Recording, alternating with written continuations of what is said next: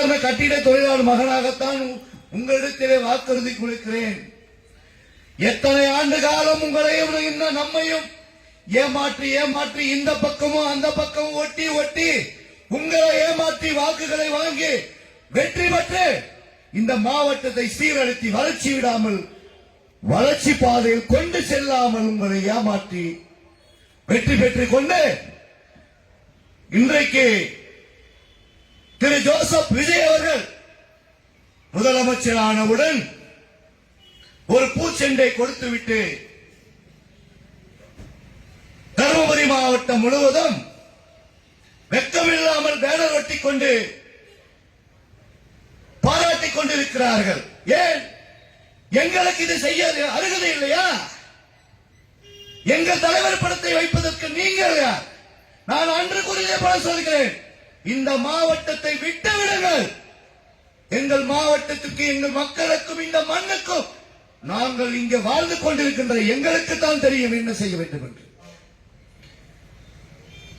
மீண்டும் மீண்டும் சொல்கிறேன், இன்னொரு முறை எங்கள் தளபதி அவர்களை முதல்வர்கள் நீங்கள் சந்தித்துக் கொள்ளுங்கள்.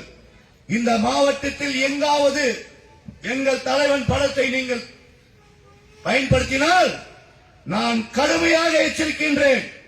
இதுவே கடைசியாக இருக்க வேண்டும். பயன்படுத்தியவர்களுக்கு நான் எச்சரிக்கின்றேன். நாங்கள் உழைத்து கஷ்டப்பட்ட இயக்கம் எங்கள் தலைவர் எங்களுக்காக மட்டுமல்ல, இந்த தமிழ்நாட்டு மக்களுக்காக இரவு பகல் பாராமல் டிபன் பாக்ஸில் உணவு எடுத்துக் கொண்டு சட்டமன்றத்தில் உட்கார்ந்து கொண்டு இந்த மக்களுக்கு என்ன செய்ய வேண்டும் என்ற திட்டத்தை தீட்டிக் கொண்டிருக்கிறார். காலம் காலமாக ஒட்டி ஒட்டி போனீர்களே, லஞ்சத்தை உங்களால் ஒழிக்க முடிந்ததா? சாதிவாரி கணக்கை எடுக்க முடிந்ததா?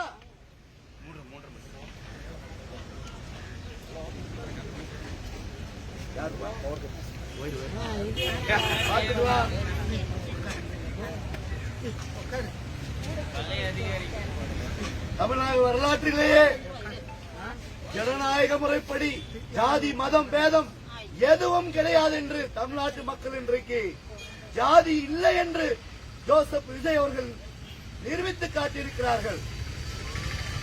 அப்படிப்பட்ட மக்களுக்காக உழைக்கும் எங்கள் தளபதியை நாங்கள் வாழ்நாள் முழுவதும் என்றைக்கும் கொண்டாடும் தகுதியும் உரிமையும் எங்களுக்கும் இந்த தமிழக மக்களுக்கும் மட்டுமே உண்டு.